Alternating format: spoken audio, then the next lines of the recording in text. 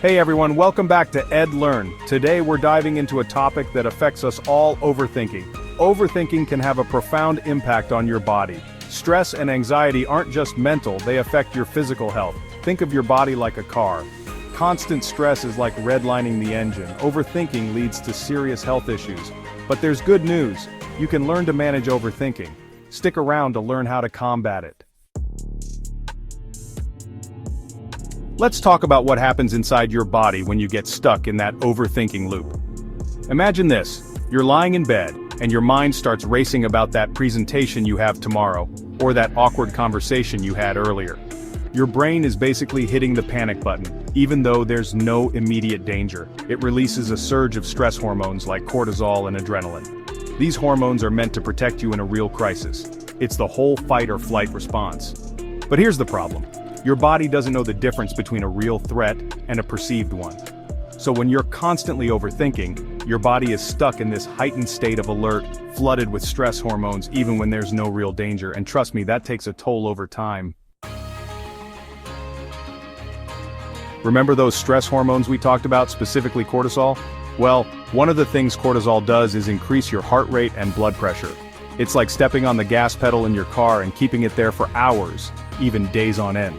Over time, this chronic stress can lead to a whole host of cardiovascular problems, like high blood pressure, which is a major risk factor for heart disease. Think of it like this: every time you get stuck in an overthinking spiral, you're putting extra stress on your heart. So next time you catch yourself spiraling, remember, you're not just affecting your mental health, you're affecting your heart health too. We've all been there. You're lying in bed, it's way past your bedtime, but instead of drifting off to sleep, your mind decides to have a marathon screening of all your worries, regrets, and what-ifs. Overthinking and sleep have a seriously complicated relationship. When you're stressed and your mind is racing, it's almost impossible to relax enough to fall asleep. And when you don't get enough sleep, it actually makes it harder to manage your stress levels, which leads to more overthinking. Lack of sleep leaves you feeling drained, irritable, and mentally foggy.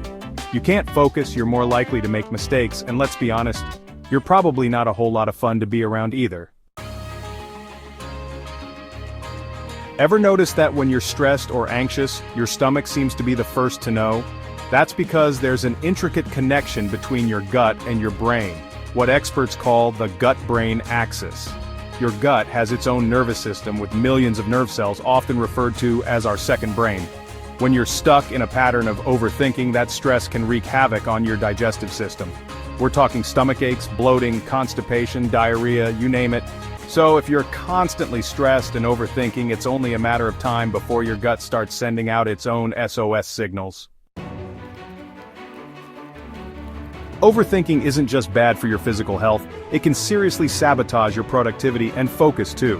When your mind is consumed with worries and doubts, it's hard to give your full attention to the task at hand. Overthinking can also lead to procrastination and indecision. You start overanalyzing every possible outcome, second-guessing yourself, and before you know it, you've wasted hours, even days, stuck in a loop of what-ifs and maybes. The truth is, overthinking can create a kind of mental paralysis that prevents you from taking action, making decisions, and ultimately, achieving your goals. Overthinking is a habit, and like any habit, you can change it. Manage your stress and quiet your mind to break free from the overthinking cycle. Mindfulness, meditation, exercise, or talking to someone can help. If you found this video helpful, give it a thumbs up and share it. Don't forget to subscribe to Ed Learn for more tips on well-being. Until next time, stay calm and take care.